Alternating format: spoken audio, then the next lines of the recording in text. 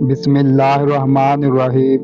السلام علیکم ناظرین، کیا حضرت عمر فاروق رضی اللہ تعالی عنہ نے حضرت فاطمہ رضی اللہ تعالی عنہ کے گھر پر حملہ کیا، جس کی وجہ سے دوران حمل ایک معصوم جان جو آپ کے پیٹ میں تھی اس کا قتل ہو گیا؟ ایک عام چیز جو ایک فرقہ حضرت عمر رضی اللہ تعالی عنہ کے مطابق نقل کرتا ہے کہ ثقیفہ کے واقعے کے بعد حضرت ابو بکر صدیق رضی اللہ تعالی عنہ نے حضرت عمر رضی اللہ کو پیغام دیا کہ فاطمہ کے گھر جاؤ اور علی علیہ السلام کو پکڑ کر لے آؤ۔ ذرائع کے مطابق جیسے تاریخ طبری اور دوسرے ذرائع میں ہے کہ صحابہ نے عمر فاروق رضی اللہ تعالی عنہ کی قیادت میں گھر کا دروازہ توڑا اور علی علیہ السلام کو گھسیٹتے ہوئے حضرت ابو بکر کی طرف لے گئے اور زبردستی حضرت ابو بکر کی بیعت کروائی۔ یہ واقعہ تمام تاریخ کی کتابوں جیسے صحیح البخاری، احمد بن حنبل میں ہے۔ وہ علی علیہ السلام کے گرد گھیرا ڈال کے کھڑے ہوئے ان کے گھر کا دروازہ جلایا اور ان کی مرضی کے خلاف ان کو گھر سے نکالا۔ علی علیہ السلام کے گھر کی خواتین کی سردار حضرت فاطمہ علیہ السلام کو دروازے کے درمیان دبایا اور اس طرح محسن، جن سے فاطمہ 6 مہینے کی حاملہ تھی، کو مار ڈالا۔ کچھ لوگوں نے حضرت ابو بکر صدیق رضی اللہ تعالی عنہ کی بیعت اور حضرت عمر رضی اللہ تعالی عنہ کے افعال کے بارے میں آپ کو دھوکہ دیا۔ یہ واقعہ ایسے نہیں تھا جیسا آپ کو بتایا جاتا ہے۔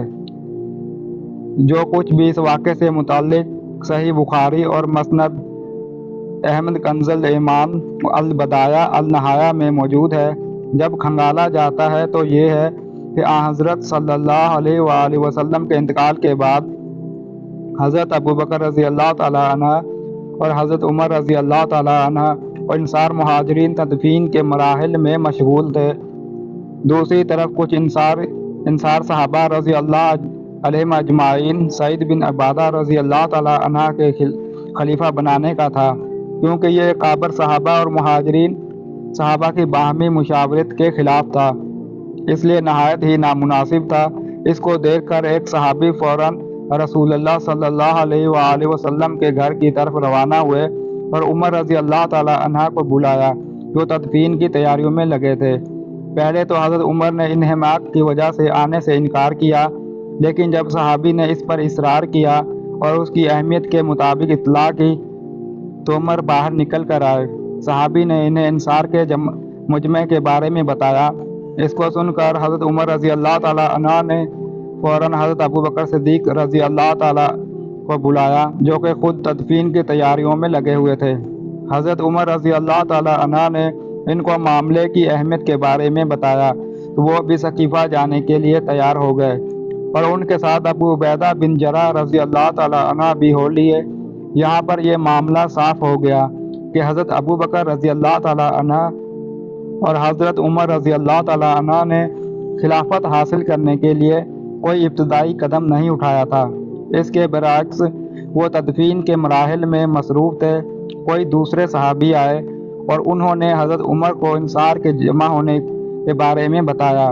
اس واقعے کے بعد کوئی حضرت عمر رضی اللہ تعالی عنہ کی اہمیت کے بارے میں جان سکتا ہے۔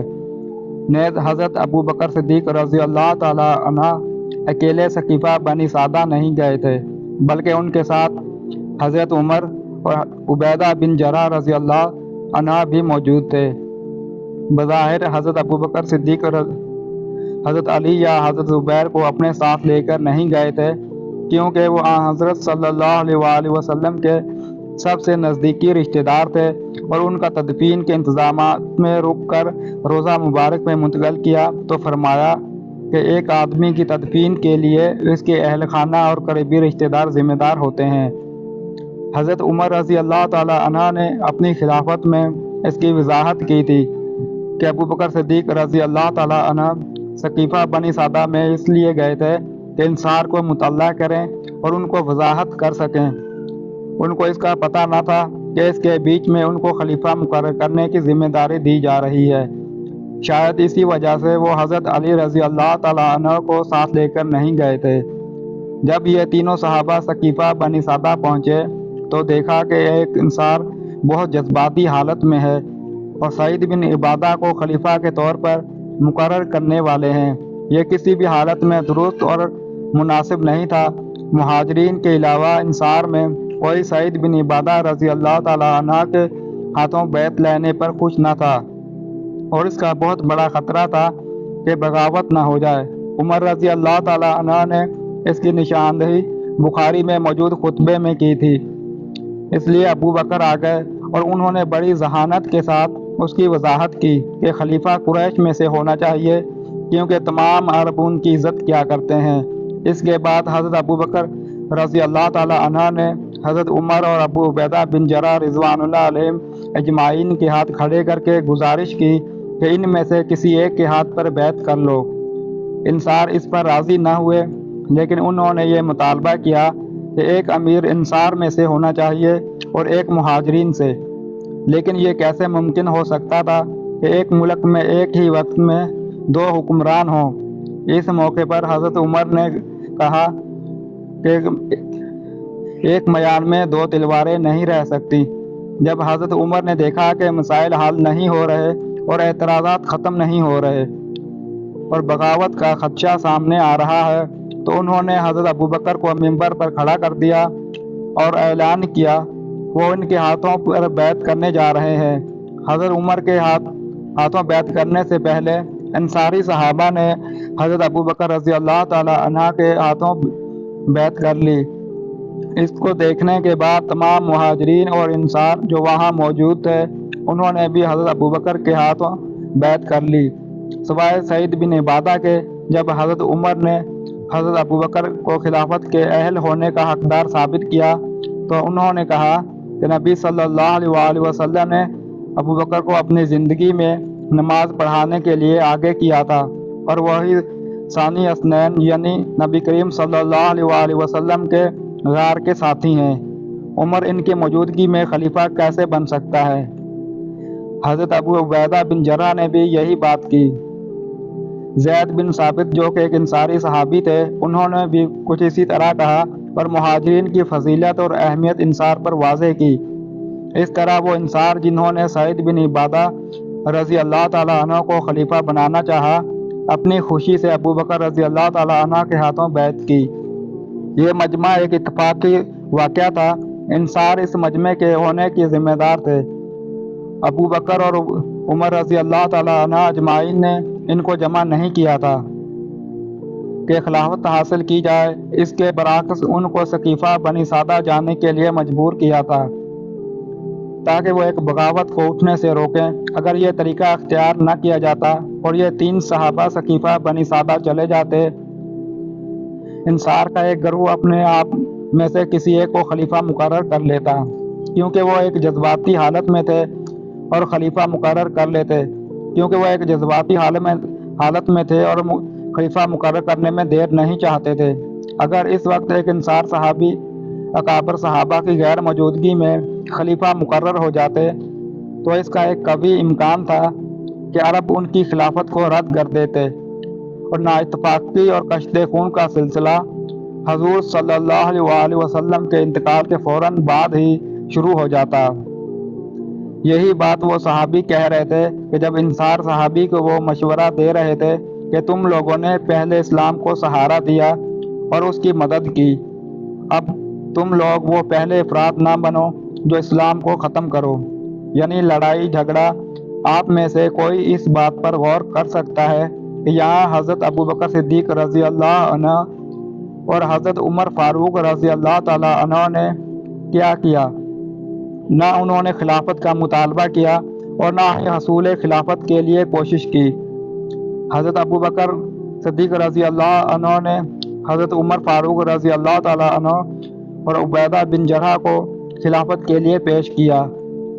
حضرت عمر نے آپ کی خلافت کے لیے آگے کیا اور تمام مہاجرین اور انصار نے حضرت عمر کی اس دعوت کو قبول کیا۔ یہ مصدقہ روایت سے ثابت نہیں کہ ابو بکر اور عمر کسی سازش کا حصہ تھے۔ اگر کوئی اس کا دعویٰ کرتا ہے تو وہ اس کا ثبوت لے کر آئے۔ حضرت عمر رضی اللہ تعالیٰ عنہ کا اس خلافت کا اپنے دور حکومت میں اتفاقی کہنا بھی اس لیے تھا کیونکہ ان کے ذہن میں اس کا خیال آنا ناممکن تھا۔ یہ پہلے سے طے شدہ نہیں تھا۔ सैयदना अली रजी अल्लाह ताला अन्हु और दूसरे मुहाजिरीन इस बैत का हिस्सा नहीं बने थे, क्योंकि वो रसूलुल्लाह सल्लल्लाहु अलैहि वसल्लम की तदफीन के मराहिल में मसरूफ़ थे और बज़ाहिर इनको पता नहीं था कि कौन घर के बाहर ज़ाहिर हुआ। अब कोई ये नहीं कह सकता कि अली रजी अल्लाह ताला और दूसरे मुहाजिरीन ने इसलिए बैत नहीं की थी कि वो इससे मुत्तफिक नहीं थे, इसलिए इन सहाबा को जो वहाँ मौजूद थे मुलामत का शिकार नहीं किया गया था। एक मजलिस दूसरे दिन मस्जिद नबवी में मुनक्किद हुई, जिसमें बकाया सब अफराद के लिए बैत हुई, ताकि किसी को खिलाफत अबू बकर रजी अल्लाह अन्हु के खिलाफ कहने का मौका न मिल सके। यह भी किसी का इल्ज़ाम लगाना गलत है कि हज़रत अबू बकर और हज़रत उमर ने हज़रत अली और दूसरे सहाबा को सकीफ़ा बनी सादा में मदऊद नहीं किया था। उनको ये पता ही नहीं था कि क्या हो रहा है, ना ही वो इस इरादे से गए थे कि खिलाफत अपने लिए इज्जत कर लें। सकीफ़ा बनी सादा में जो कुछ हुआ वो एक इत्तेफाक और अचानक हुआ था। ये कुछ रिवायात से साबित है कि सकीफ़ा बनी सादा के वाक़े के बाद हज़रत अबू बकर सिद्दीक़ रज़ी अल्लाह अन्हु और हज़रत उमर फ़ारूक रज़ी अल्लाह ताला अन्हु हज़रत सल्लल्लाहु अलैहि वसल्लम के घर तशरीफ़ लेकर गए और तदफीन के बकाया मराहिल में हिस्सा लिया। अगले दिन हज़रत अबू बकर मस्जिद नबवी के मिंबर पर खड़े हो गए और हज़रत उमर सहाबा के सामने खड़े रहे। फिर अबू बकर मस्जिद नबवी के मिंबर पर खड़े हो गए और उमर सहाबा के सामने खड़े रहे। फिर अबू बकर ने कुछ अल्फाज अदा किए और रसूलुल्लाह सल्लल्लाहु अलैहि वसल्लम के इंतकाल के बाद उन्होंने कहा, इस पर मौज़रत की। फिर मज़ीद कहा कि रसूलुल्लाह सल्लल्लाहु अलैहि वसल्लम का इंतकाल हो गया है और तुम्हारे पास कुरान मौजूद है। उमर रज़ी अल्लाह अन्हु ने अबू बकर की तरफ इशारा किया और उनके फ़ैल का इतराफ़ किया। फिर फरमाया, या हज़रत सल्लल्लाहु अलैहि वसल्लम के यार गार थे और खिलाफत के किसी और की निस्बत से सबसे ज़्यादा मुस्तहिक़ थे और सब लोगों को इनके हाथ पर बैत करना चाहिए। तमाम सहाबा जो इस वक्त मस्जिद नबवी में मौजूद थे, उन्होंने हज़रत अबू बकर के हाथ पर बैत की और इसको आम बैत कहा जाता है। इस बैत के मौके पर दो नहायत अहम और मशहूर सहाबी अली और ज़ुबैर रज़वानुल्लाह अलैहिम अजमाइन मौजूद न थे। ये एक उलझाव था। हज़रत अबू बकर ने इनके मुतालिक दरियाफ्त किया। कुछ सहाबा खड़े हुए और अली और ज़ुबैर को मस्जिद नबवी में बुला लाए। जब ये सहाबा मस्जिद में तशरीफ़ लाए तो हज़रत अबू बकर रज़ी अल्लाह अन्हु ने हज़रत अली रज़ी अल्लाह अन्हु से पूछा, आपने बैत क्यों न ली, हालांकि आप रसूलुल्लाह सल्लल्लाहु अलैहि वसल्लम के रिश्तेदार और दामाद हैं, कि आप मुसलमानों के दरमियान ना इत्तफाक़ी चाहते हैं। हज़रत अली रज़ी अल्लाह अन्हु ने सुनने के बाद इस पर माज़रत की और हज़रत अबू बकर के हाथ पर बैत की। हज़रत अबू बकर ने हज़रत ज़ुबैर से भी यही सवाल किया। हज़ूर सल्लल्लाहु अलैहि वसल्लम के हवारी और रिश्तेदार होने के बाद भी तुम मुसलमानों के दरमियान ना इत्तफाक़ी पैदा करना चाहते हो। उन्होंने भी इस पर अपनी माज़रत पेश की और हज़रत अबू बकर के हाथ पर बैत कर ली। अब जहाँ तक कुछ रिवायतों में है कि हज़रत अली रज़ी अल्लाह अन्हु और हज़रत ज़ुबैर रज़ी अल्लाह अन्हु हज़रत फ़ातिमा के घर इकट्ठे हुए और हज़रत उमर रज़ी अल्लाह अन्हु उधर गए तो उनको धमकाया। मैं यहाँ पर यह कहूँगा कि बज़ाहिर हज़रत सल्लल्लाहु अलैहि वसल्लम की तदफीन के बाद और मस्जिद नबवी में आम बैत के बाद अली और ज़ुबैर कुछ दूसरे सहाबा मुहाजिरीन फ़ातिमा रज़ी अल्लाह ताला अन्हा के घर इकट्ठे हुए और यह इरादा किया, चूँकि अब तक ये आम बैत मुनक़्क़द नहीं हुई थी, इसलिए हम अली रज़ी अल्लाह अन्हु को खलीफा बना देते हैं। उन्होंने इस मामले को अपने तौर पर तय किया और ज़ुबैर रज़ी अल्लाह अन्हु ने ऐलान किया कि वो अली की मदद तलवार से करेंगे। दूसरी तरफ बहुत से मुहाजिरीन और इंसार पहले ही से हज़रत अबू बकर के हाथों सकीफ़ा बनी सादा में बैत कर चुके थे। अब अगर एक और खलीफा मुकर्रर होता तो बगावत का एक बहुत बड़ा खदशा पैदा होता और इंसार एक बार फिर अपने लिए अलग खलीफा और अमीर मुकर्रर करने का मुतालबा करते। इसलिए बगावत को दबाने के लिए उमर फ़ारूक रज़ी अल्लाह अन्हा व फ़ातिमा रज़ी अल्लाह अन्हा के घर गए जब अली अलैहिस्सलाम और हज़रत ज़ुबैर घर पर नहीं थे। तनज़्ज़ुल अमाल में यह दर्ज है کہ حضرت عمر نے حضرت فاطمہ کو کہا، اے دختر رسول اللہ صلی اللہ علیہ وسلم، تمام لوگوں میں سے کوئی مجھے آپ کے باپ سے زیادہ محبوب نہیں ہے اور اس کے بعد آپ سے زیادہ کوئی پیارا نہیں۔ میرے پاس یہ بری خبر آئی ہے کہ یہ لوگ آپ کے گھر میں جمع ہوئے اور ابو بکر کی خلافت کے خلاف سازش کر رہے ہیں۔ اگر ان لوگوں کو روکا نہیں گیا تو خدا کی قسم میں ان کے گھر جلا دوں گا۔ یہ کہہ کر حضرت عمر لوٹ آئے اور جب علی اور زبیر گھر واپس آئے تو فاطمہ نے ان سے کہا کہ کیا آپ کو پتہ ہے کہ عمر یہاں کیوں آئے تھے اور مجھ سے ایک عہد لیا کہ اگر تم لوگوں نے حضرت ابو بکر کی خلافت کے خلاف سازش کی تو تم لوگوں کے گھر جلا دیں گے۔ خدا کی قسم عمر اپنے عہد کو پورا کریں گے، اس لیے میرے گھر سے اس ارادے سے چلے جائیں کہ اپنے ارادے اور خیالات کو ملتوی کر دیں اور دوبارہ میرے گھر میں اس ارادے سے نہ آئے۔ علی اور زبیر گھر چھوڑ کر چلے گئے اور دوبارہ وہاں جمع نہیں ہوئے جب تک انہوں نے حضرت ابو بکر کی بیعت نہ کر لی۔ کنز الاعمال اس روایت کے ذریعے کچھ نکات واضح اور صاف ظاہر ہوتے ہیں۔ جب عمر رضی اللہ عنہ حضرت فاطمہ رضی اللہ عنہ کے گھر تشریف لائے تو حضرت علی اور حضرت زبیر رضی اللہ علیہم اجمعین گھر پر موجود نہیں تھے، اس لیے عمر کی ملاقات ان سے نہ ہوئی اور کوئی جھگڑا نہیں ہوا۔ حضرت عمر رضی اللہ عنہ فاطمہ رضی اللہ عنہ کے ساتھ نہایت عزت کے ساتھ پیش آئے اور ان کو یہ بھی بتایا کہ آپ رضی اللہ عنہ ان کے بچوں سے زیادہ محبوب ہیں۔ عمر رضی اللہ عنہ نے حضرت فاطمہ کو کسی طور پر نہیں دھمکایا تھا۔ جب حضرت عمر نے حضرت فاطمہ کا گھر چھوڑا تو حضرت فاطمہ اور ان کا گھر بار بالکل صحیح سالم تھا، ان کو کوئی نقصان نہیں پہنچایا گیا تھا۔ بعد میں جب علی رضی اللہ عنہ گھر پر پہنچے تو حضرت فاطمہ نے یہ شکایت نہیں کی کہ عمر نے ان سے بدتمیزی کے بجائے اس کے کہ فاطمہ نے ان کو مستقبل میں اپنے گھر میں عمر کی مخالفت اور حضرت ابو بکر کی خلافت کے خلاف سازش کرنے سے روکا تھا۔ حضرت علی رضی اللہ عنہ اور زبیر رضی اللہ عنہ نے حضرت ابو بکر کے ہاتھوں بغیر کسی مجبوری اور دباؤ کے بیعت کر لی تھی۔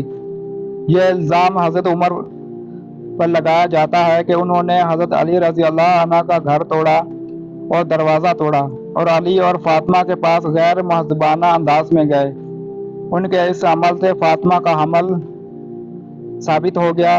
یہ تمام الزامات جھوٹ اور من گھڑت ہیں۔ اللہ تعالی ہمیں ایسے الزامات اور جھوٹے قصوں سے بچنے کی توفیق عطا فرمائے۔ بہت جلد ایک نئی ویڈیو کے ساتھ ملتے ہیں۔